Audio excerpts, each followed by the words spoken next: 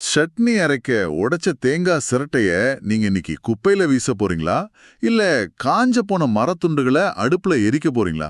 ஒரு நிமிஷம் பொறுங்க. ஆமா. ஏன்னா, அந்த சாதாரண தேங்காய் சிரட்டைக்குள்ள ஒரு பெரிய மாயாஜாலமே ஒளிஞ்சிருக்கு. கரெக்ட். அந்த சாதாரண தேங்காய் சிரட்டை தான் நீங்க குடிக்கிற தண்ணியையும் சுவாசிக்கிற காற்றையும் சுத்தப்படுத்துற உலகின் மிகச் சக்தி வாய்ந்த வடிகட்டியா மாறப்போகுதுன்னா உங்களால நம்ப முடியுதா? கேக்குறதுக்கு ஆச்சரியமா இருக்கும். ஆனா இதுதான் அப்பட்டமான அறிவியல். கண்டிப்பா. உங்க வீட்டு சமையலறையில இருக்கிற வாட்டர் ஃபில்டருக்குள்ளேயும் பெரிய பெரிய தொழிற்சாலைகள்லயும் இதுதான் சத்தமே இல்லாம ஒரு மிகப்பெரிய வேலையை செஞ்சுக்கிட்டு இருக்கு. ம். ஒரு குப்பை எப்படி இவ்ளோ பெரிய தொழில்நுட்பமா மாறுதுங்கிறது ரொம்ப சுவாரஸ்யமான பயணம். அதான் இன்னைக்கு நாம இந்த செயல்படுத்தப்பட்ட கரி வடிகட்டுதல், அதாவது ஆக்டிவேட்டட் கார்பன் ஃபில்ட்ரேஷன் அப்படிங்கிற தொழில்நுட்பம் எப்படி வேலை செய்யுது, அது எப்படி மாசுகளை வடிகட்டுற அதிநவீன கவசமா மாறுதுங்கிறத பத்தி தான் ஒரு ஆழமான அலசலை மேற்கொள்ள போறோம். இந்த தேங்காய் சிரட்டை உதாரணம் ஒரு மிகச்சிறந்த தொடக்கம்னு நான் சொல்வேன். ஏன்னா, நாம தூக்கி போடுற ஒரு பொருள்ல இவ்ளோ நுட்பமான ஒரு அறிவியல் இருக்குன்னு பலருக்கும் தெரியறதில்ல. ஆமா, எனக்கே இது ரொம்ப புதுசா தான் இருக்கு. நாம குடிக்கிற ஒரு டம்ளர் தண்ணில இருந்து சுவாசிக்கிற காற்று வரைக்கும் எல்லாத்துலயும் இந்த ஆக்டிவேட்டட் கார்பன் ரொம்ப தீவிரமா வேலை செய்யுது. இது வெறும் குப்பையை அகற்ற விஷயம் இல்ல. இயற்கைய மனிதன் எப்படி தன் தேவைக்கு ஏத்த மாதிரி மாத்துறான்னு காட்டுற ஒரு சூப்பர் உதாரணம். சரி, நாம கொஞ்சம் அடிப்படையிலிருந்தே தொடங்குவோம். இப்போ நம்ம பல பேருக்கு மரக்கறினா என்னன்னு தெரியும். அடுப்பு எரிக்கவோ இல்ல ஒரு பார்பிக்யூ செய்யவோ சாதாரண கரியை பயன்படுத்துவோம். ஆமா. ஆனா நாம இன்னைக்கு பேச போறது சாதாரண கரி இல்ல, செயல்படுத்தப்பட்ட கரி, அதாவது ஆக்டிவேட்டட் கார்பன். இது ரெண்டுக்கும் அப்படி என்ன அங்க பெரிய வித்தியாசம்? சாதாரண கரியை எடுத்து அப்படியே தண்ணியில போட்டா அது மாசுகளை சுத்தப்படுத்திராதா? கண்டிப்பா சுத்தப்படுத்தாது. சாதாரண கரிக்கும் செயல்படுத்தப்பட்ட கரிக்கும் இல்ல வித்தியாசம் ஒரு சாதாரண கல்லுக்கும் நல்ல செதுக்கப்பட்ட ஒரு சிற்பத்துக்கும் உள்ள வித்தியாசம் மாதிரி. ஓ, அந்த அளவுக்கு வித்தியாசம் இருக்கா? ஆமா. சாதாரண மரக்கரிங்கிறது மரத்தையோ இல்ல தேங்காய் சிரட்டையோ ஆக்சிஜன் இல்லாத சூழல்ல எரிச்சு உருவாக்குறது. இத அறிவியல்ல பைராலிசிஸ் அப்படின்னு சொல்வாங்க. ஓஹோ, பைராலிசிஸ். சரி. இப்படி செய்யும்போது என்னாகும்னா, அதுல இருக்கிற நீர்ச்சத்தும் மத்த வாயுக்களும் வெளியேறி வெறும் கார்பன் கட்டமைப்பு மட்டும் மிஞ்சிருக்கும். இதுலயும் சின்ன சின்ன துளைகள் இருக்கும். ஆனா அது எதையும் சுத்தப்படுத்துற அளவுக்கு போதுமானதா இருக்காது. அப்படின்னா அந்த சாதாரண கரிய எப்படி செயல்படுத்தப்பட்ட கரியாக, அதாவது ஆக்டிவேட் பண்றாங்க, அதுக்கப்புறம் அதுக்குள்ள என்ன நடக்குது? அந்த ஆக்டிவேஷன் ப்ராசஸ்ல தான் முழு அறிவியலும் இருக்கு. அந்த சாதாரண கரி எடுத்து மிக அதிக வெப்பநிலையில, அதாவது சுமார் 600 1200 டிகிரி செல்சியஸ் வரையிலான கடும் வெப்பத்துல. அடேங்கப்பா, 1200 டிகிரியா? ஆமா, அவ்வளவு அதிக வெப்பத்துல நீராவியோ இல்ல ஆர்கான், நைட்ரஜன் மாதிரியான வாயுக்களையோ செலுத்தி பக்குவப்படுத்துவாங்க.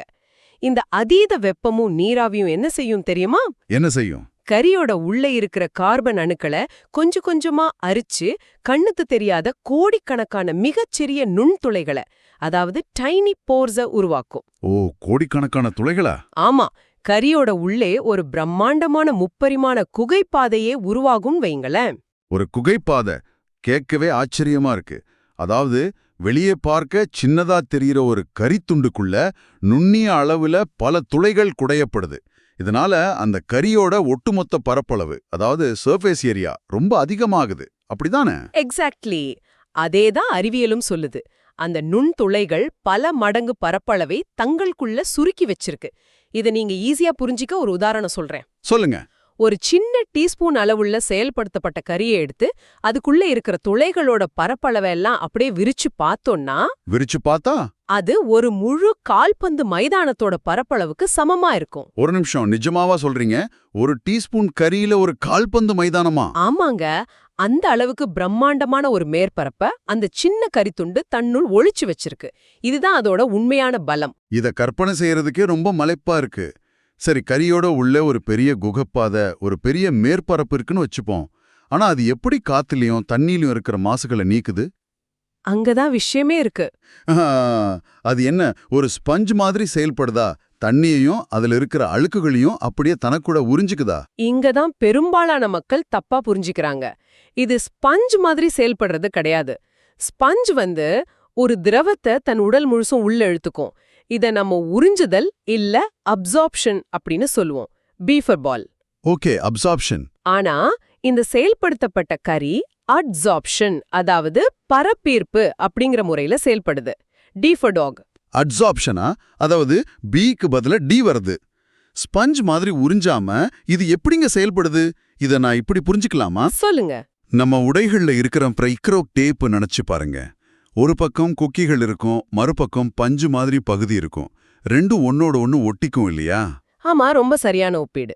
தண்ணி இந்த செயல்படுத்தப்பட்ட கரியை கடந்து அந்த நுண்ணிய குகைப்பாதைகளுக்குள்ள போகும்போது அழுக்குகள் மட்டும் அந்த வெல்க்ரோல ஒட்டுற மாதிரி கரியோட மேற்பரப்புல ஒட்டிக்குதா? பர்ஃபெக்ட். அந்த வெல்க்ரோ உதாரணம் மிக துல்லியமானது. அந்த பரப்பீர்ப்பு அப்படிங்கிறது அதுதான். தண்ணியோ இல்ல காற்றோ அந்த கரியோட நுண்துளைகளை கடந்து போகும்போது அந்த கரியோட மேற்பரப்புல இருக்கிற கார்பன் அணுக்கள் ஒரு விதமான காந்த சக்தியை கொண்டிருக்கும். ஓ, காந்த சக்தி மாதிரி செயல்படுமா? ஆமா, இது அறிவியல்ல வாண்டர் வால்ஸ் விசை அப்படின்னு சொல்வாங்க. இந்த விசை தண்ணியில மிதந்து வர்ற ரசாயனங்கள், அழுக்குகள், அப்புறம் துர்நாற்றம், இது எல்லாத்தையும் ஒரு கொக்கி மாதிரி இழுத்து தான் சுவர்கள்ல ஒட்ட வச்சுக்குது. அடடா, சூப்பர். மாசுக்கள் எல்லாம் சுவர்கள்ல சிக்கின அப்புறம் சுத்தமான தண்ணி இல்ல காற்று மட்டும் அந்த வழிய கடந்து வெளியே வருது. வெல்க்ரோ மாதிரி ஒட்டிக்குதுன்னு சொல்றீங்க. ஆனா ஒரு கட்டத்துல அந்த வெல்க்ரோ முழுசும் தூசு படிஞ்சு நிரம்பிடுமே, அதுக்கப்புறம் அதுல எதுவுமே ஒட்டாதே. ரொம்ப பிரமாதமான கேள்வி. அதுதான் இந்த தொழில்நுட்பத்தோட ஒரு முக்கிய வரம்பு. கரியோட சுவர்கள்ல இருக்கிற இடமெல்லாம் ரசாயனங்களால நிரம்பிடுச்சுன்னா அதுக்கப்புறம் வர்ற மாசுகளை அதால பிடிச்சு வச்சுக்க முடியாது. அப்படின்னா எல்லாம் அப்படியே கசிஞ்சு வெளியே வர ஆரம்பிச்சிடுமா? ஆமா, எல்லாமே கரிய தாண்டி வெளியே வர தொடங்கிடும். அதனால தான் நம்ம வீடுகள்ல இருக்கிற வாட்டர் ஃபில்டர்ல உள்ள கார்பன் ஃபில்டரை 6 மாசத்துக்கோ இல்ல 1 வருஷத்துக்கோ ஒரு முறை கட்டாயம் மாத்தணும்னு சொல்றாங்க. ஓஹோ, இப்பதான் புரியுது. ஃபில்டர் நிரம்பிடுச்சுன்னா அது வேலை செய்யறது நிறுத்திடும். கரெக்ட். சரி, இப்போ இந்த வெல்க்ரோ கொக்கிகள்ல எதிலெல்லாம் சிக்கிக்கும்? அதாவது இது வெறும் கண்ணுக்கு தெரியற மண்ணியோ இல்ல தூசியோ மட்டும் நீக்கிறது இல்லைன்னு நம்ம பேசணும். ஆமா, அதுக்கும் மேல நிறைய வேலை செய்யுது. இந்த செயல்படுத்தப்பட்ட கரி தண்ணியோட கெட்ட சுவையையும் துர்நாற்றத்தையும் கூட மாத்தி அதை குடிக்க தகுந்ததா மாத்துதுன்னு சொல்றாங்க. இது எப்படி நடக்குது? இப்ப தண்ணீர் சுத்திகரிப்பு நிலையங்கள்ல பாக்டீரியாக்களை கொல்ல குளோரின் கலப்பாங்கன்னு உங்களுக்கு தெரியும். ஆமா, முனிசிபாலிட்டி தண்ணியில ஒரு மாதிரி மருந்து வாட அடிக்குமே, அதுதானே? அதேதான். அந்த குளோரின் தான் தண்ணிக்கு அந்த கெட்ட சுவையையும் வாசனையும் தருது. நீரை செயற்படுத்தப்பட்ட கரியோட வழியே செலுத்தும்போது அந்த கரியோட மேற்பரப்பு குளோரினோட ஒரு வேதியியல் வினையில ஈடுபட்டு குளோரினை முழுமையா நீக்கிடுது. வாவ்! அதனாலதான் தண்ணியோட சுவை உடனே மாறிடுதா? எளிதில் ஆவியாகும் கரிம சேர்மங்கள், அதாவது விஓசின்னு சொல்வாங்க, பென்சீன் மாதிரியான ரசாயனங்கள், இது எல்லாத்தையுமே இந்த கரியோட மேற்பரப்பு ஈர்த்து வச்சுக்குது. ரசாயனங்களை நீக்குது, துர்நாற்றத்தை போக்குது, சுவைய தருது. இது எல்லாமே உண்மையிலேயே வியப்பா இருக்கு. ஆனா எல்லாத்தையுமே இதால தடுத்துட முடியுமா? இப்போ தண்ணீர் எடுத்துக்கிட்டோம்னா அதுல கண்ணுக்கு தெரியாத வைரஸ்கள் இருக்கலாம், உப்புகள் இருக்கலாம். அவை எல்லாமே இந்த கரியோட சுவர்கள்ல ஒட்டிக்குமா? இல்ல, அங்கதான் இதோட எல்லை தொடங்குது. எந்த ஒரு தொழில்நுட்பத்துக்கும் ஒரு லிமிட் இருக்கு இல்லையா? ஆமா. இந்த செயல்படுத்தப்பட்ட கரியால தண்ணீர்ல கரைஞ்சிருக்கிற உப்புக்களை, அதாவது கால்சியம், மெக்னீசியம் மாதிரியான தாதுக்களை பிரிக்க முடியாது. ஏன்னா அந்த உப்புக்கள் தண்ணியோட ரொம்ப வலுவா பிணைக்கப்பட்டிருக்கும். அவ கரியோட சுவர்கள்ல ஒட்டாது. ஓ, அப்போ வைரஸ் பாக்டீரியா கதையெல்லாம். அதே போலதான் ஆபத்தான பாக்டீரியாக்கள், வைரஸ்களையும் இந்த கரியால முழுமையா தடுத்து நிறுத்த முடியாது. அதோட அளவும் வேதியியல் தன்மையும் கரியோட பரப்பீர்ப்பு விசைக்கு கட்டுப்படாது. அப்படின்னா அவை அந்த நுண்துளைகள் வழியே ஈஸியா தப்பிச்சு வெளியே வந்துடுமா? ஆமா, தப்பிச்சிடும். ஒருவேளை வைரஸும் உப்பும் அப்படியே வந்துரும்னா வெறும் கார்பன் ஃபில்டரை மட்டும் வச்சுக்கிட்ட நாம பாதுகாப்பான தண்ணியை குடிக்க முடியாதா? அதனாலதான் வீடுகள்ல இருக்கிற நீர் சுத்திகரிப்பு இயந்திரங்களை நீங்க கவனிச்சீங்கன்னா அதுல பல அடுக்குகள் இருக்கும். ஓ, அந்த மல்டி ஸ்டேஜ் ஃபில்டர்னு சொல்றாங்களே, அதான் காரணமா? கரெக்ட். அங்க இந்த கார்பன் ஃபில்டரோட சேர்த்து எதிர்ச்சவ்வூடு பரவல், அதாவது ஆரோ, அப்புறம் புற ஊதா கதிர்கள், அதாவது யூவி மாதிரியான தொழில்நுட்பங்களும் சேர்ந்து பயன்படுத்தப்படுது. ஆக இது ஒரு கூட்டு முயற்சி. ஆமா, பாக்டீரியாக்களையும் உப்புகளையும் ஆரோவும் யூவியும் தடுத்து நிறுத்தும். அதே சமயம் ஆரோவால முழுமையா நீக்க முடியாத துர்நாற்றம், ரசாயனங்கள், அப்புறம் அந்த குளோரின், இது எல்லாத்தையும் இந்த செயல்படுத்தப்பட்ட கரி தடுத்து நிறுத்தும். அருமை. இந்த ரெண்டும் இணைந்து செயல்படும் போதுதான் நமக்கு சுவையான பாதுகாப்பான குடிநீர் கிடைக்குது. ஆமாங்க. இது ஒரு சூப்பரான டீம் ஒர்க். ஆர்ஓ ஒரு வேலையை பார்க்குது, கார்பன் இன்னொரு வேலையை பார்க்குது. சரி, இது என்ன செய்யும், என்ன செய்யாதுங்கிறத நம்ம ரொம்ப தெளிவா புரிஞ்சுக்கிட்டோம். ஆனா எனக்கு இப்ப இன்னொரு கேள்வி வருது. சொல்லுங்க. நம்ம வீட்டோட குடிநீரை சுத்தப்படுத்துற ஃபில்டர்ல ஒரு குறிப்பிட்ட அளவிலான கரி இருக்கும். அதே அளவு கரிய, இல்ல அதே வடிவத்துல இருக்கிற கரிய தான் பெரிய பெரிய தொழிற்சாலைகள்லயும் பயன்படுத்துறாங்களா? இல்ல, அப்படி பயன்படுத்த முடியாது. ஏன்னா குடிநீர் சுத்திகரிப்பு, காற்று சுத்திகரிப்பான்கள், மீன் தொட்டிகள், ஆலைகள்ல வெளியேற நச்சுக்காற்று சுத்தப்படுத்துறதுன்னு பல இடங்கள்ல இதை பயன்படுத்துறோம். இடத்துக்கு ஏத்த மாதிரி இதோட வடிவம் மாறுதா? கண்டிப்பா மாறுது. அதோட பயன்பாட்டை பொறுத்து இத முக்கியமா 3 வடிவங்கள்ல தயாரிக்கிறாங்க. ஓ, 3 வடிவங்களா? என்னன்னா அது? சிறுமணி வடிவம், அதாவது கிரானுலர் ஆக்டிவேட்டட் கார்பன் GAC. அப்புறம் தூள் வடிவம், அதாவது பவுடர்டு PAC. கடைசியா அழுத்தப்பட்ட தொகுதி, அதாவது கார்பன் பிளாக். ஒரு நிமிஷம், இத நாம காஃபி கொட்டைகளோட ஒப்பிட்டு பார்க்கலாமா? காஃபி கொட்டைகளா? எப்படி சொல்றீங்க? இப்போ காஃபியோட அடிப்படை ஒண்ணுதான், ஆனா நம்ம அதை பயன்படுத்துற விதம் மாறுது இல்லையா? ஆமா. முழு காஃபி கொட்டைகள், அரைச்ச காஃபி தூள், அப்புறம் இயந்திரங்கள்ல பயன்படுத்துற அழுத்தப்பட்ட எஸ்பிரஸோ பிளாக், இந்த 3ஐயும் நீங்க சொன்ன அந்த 3 கார்பன் வடிவங்களோட பொருத்தி பார்க்க முடியுமா? அந்த கொட்டைகளுக்கு இடையே இருக்கிற இடைவெளிகள் வழியே கசிஞ்சு செல்லும். வீடுகள்ல இருக்கிற தண்ணீர் வடிகட்டிகள்லயும் மீன் தொட்டிகள்லயும் இந்த GAC தான் பயன்படுத்தப்படுது. தண்ணி நிதானமா போகணுங்கிறதுக்காகவா? ஆமா, தண்ணி ஒரு குறிப்பிட்ட வேகத்துல சீரா அந்த கரிய கடந்து போகணும். அப்பதான் அதுல இருக்கிற ரசாயனங்களை உறிஞ்ச போதுமான நேரம் கிடைக்கும். அதுக்காக தான் இந்த வடிவம். அப்படின்னா நீங்க சொன்ன தூள் வடிவம், அதாவது PAC அப்படிங்கிறது இன்ஸ்டன்ட் காஃபி தூள் மாதிரியா? தண்ணியில போட்டதும் உடனடியா கலந்துடுமா? அதேதான். இன்ஸ்டன்ட் காஃபி தூள் மாதிரி இது ரொம்ப நுண்ணியதா அரைக்கப்பட்டிருக்கும். ஒரு பொருளை எவ்வளவு சின்னதா அரைக்கிறோமோ அந்த அளவுக்கு அதோட வெளிப்புற மேற்பரப்பு, அதாவது சர்ஃபேஸ் ஏரியா அதிகரிக்கும். ஓஹோ, அப்ப இன்னும் வேகமா வேலை செய்யுமா? ஆமா, தொழிற்சாலைகள்ல இல்ல ஒரு பெரிய ஏரியால திடீர்னு ஏதோ ஒரு ரசாயனம் கலந்துடுச்சுன்னா அங்க தண்ணி நிதானமா செல்ல காத்திருக்க முடியாது. உடனடியா சுத்திகரிப்பு நடக்கணும் இல்லையா? கரெக்ட். அப்போ இந்த தூள் வடிவ கார்பனை அப்படியே அந்த தண்ணியில கொட்டுவாங்க. அது உடனடியா தண்ணியில பரவி மிக வேகமா தன்னோட பரப்பீர்ப்பு விசையின் மூலம் ரசாயனங்களை ஈர்த்துக்கொள்ளும். அருமை. அப்படின்னா 3வது வடிவம் நாம காஃபி ஷாப்கள்ல பாக்குற அந்த அழுத்தப்பட்ட எஸ்பிரஸோ காஃபி பிளாக். அதை தாண்டி செல்ல தண்ணிக்கு அதிக அழுத்தம் தேவைப்படும். அதுதான் கார்பன் பிளாக் வடிவமா? ஆமா, சரியா சொன்னீங்க.